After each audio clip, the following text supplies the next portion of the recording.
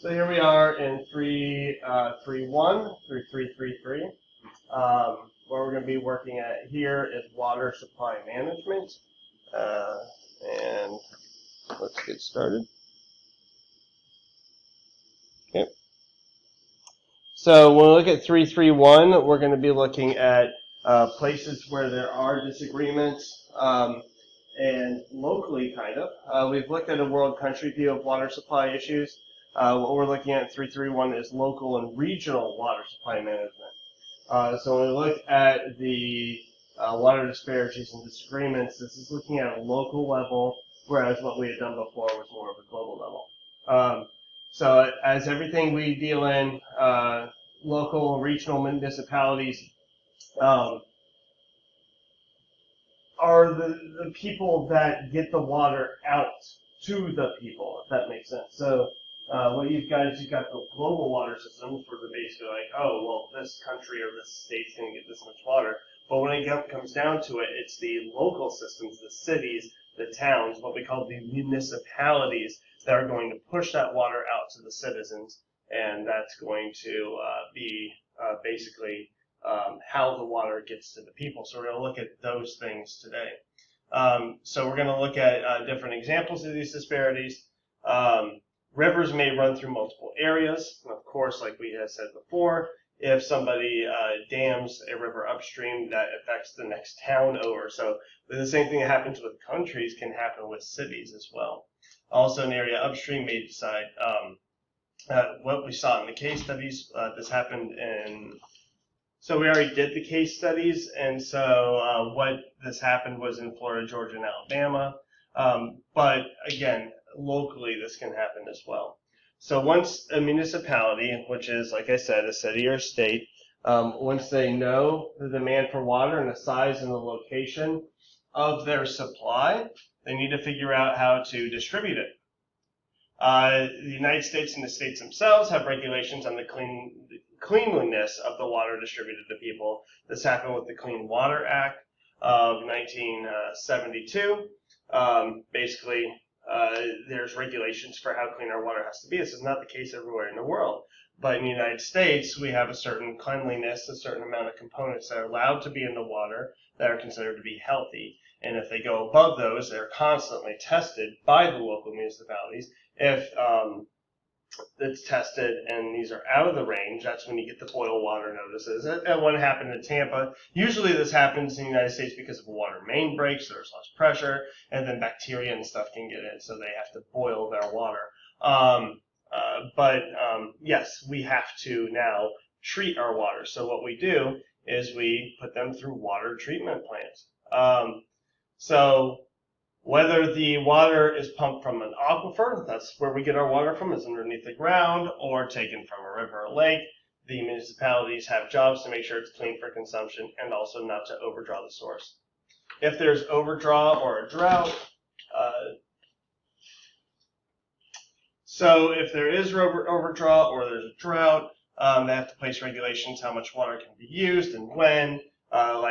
Some places you can only water your lawn on certain days of the week.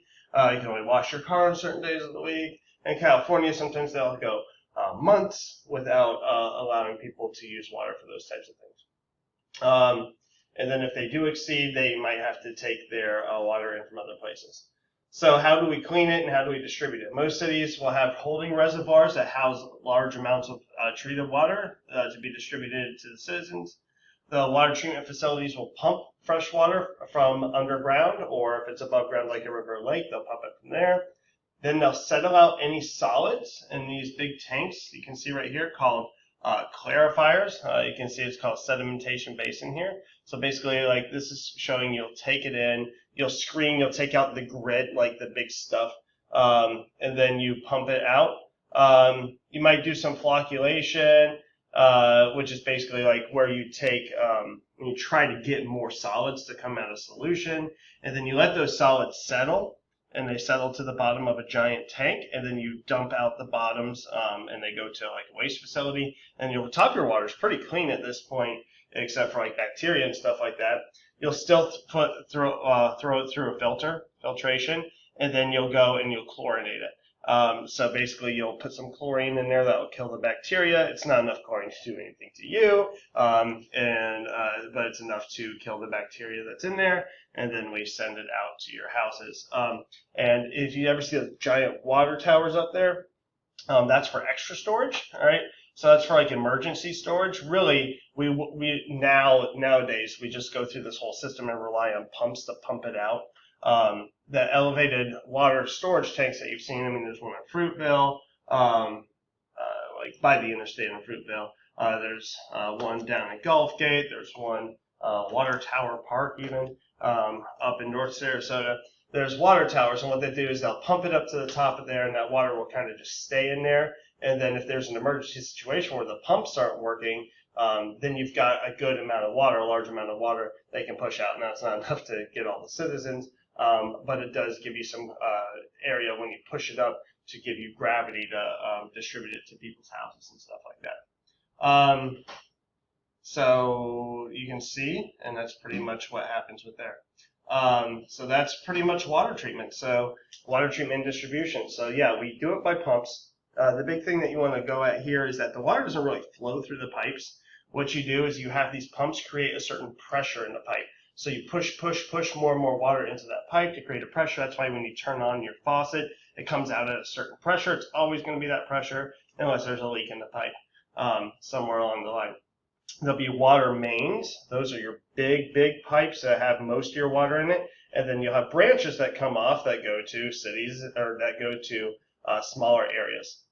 Water treatment plants, there's a few in Sarasota. There's one right downtown by us. If you go, I think it's 12th Street or 17th, I can't remember which one it is. There's a water treatment plant there. And then, the water's taken from the aquifer. Giant pumps out there. Those pumps make that pipe pressurized, and that gets, after it's treated, of course, the pumps bring it out of the ground. It goes through the water treatment process, and then there's these other pumps, and these pumps are the ones that pressurize the pipes. That's why if you ever see a force main break, if you ever see a big water break or a fire hydrant break or something like that, there's tons of water just spewing out. It's because these pumps are constantly pressurizing these pipes. There's a ton of pressure, and it's just this constant pressure. But if there's a big enough leak, that can cause a decrease in the pressure along the whole system. So that's it for that and how water treatment works. And let's look at the next section because we're doing 2 in 1 here. Oh, there's an ad. All right. So we're going to look at 332, which is large-scale storage, which are dams and reservoirs. So how do dams store water? And I know we kind of looked at this a few times. So how do dams store water? When standing lakes, springs, or aquifers are not available, people must look for other options on how to get their water.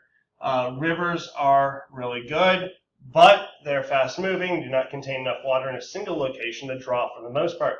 So to get the fresh water, what we'll look is to build a dam, which is a giant wall, in order to create man-made reservoirs, which are giant lakes behind the dam. Usually that's what happens. So how does a dam work?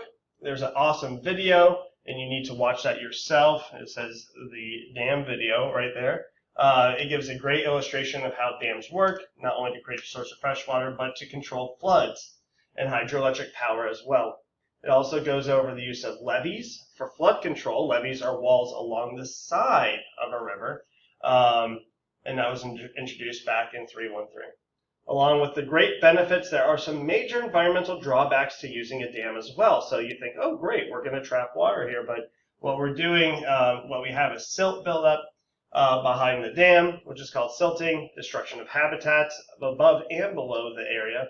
And you want to look at the advantages and disadvantages in the video as well. Please watch that video. It's part of what you're supposed to do today in class. All right. So here are some advantages and disadvantages. We've got that provides irrigation water above and below the dam, provides water for drinking. It becomes a recreational area. Lake Mead behind the Hoover Dam is a major recreational area now. Can produce cheap electricity, hydroelectric power, and reduce downstream flooding. Because now you can control the water that's moving downstream through the dam. You can control how much goes through, so you can reduce the flooding if there's flooding events. Here the negatives are you got flooded land that destroys forests or croplands and displaces people, like the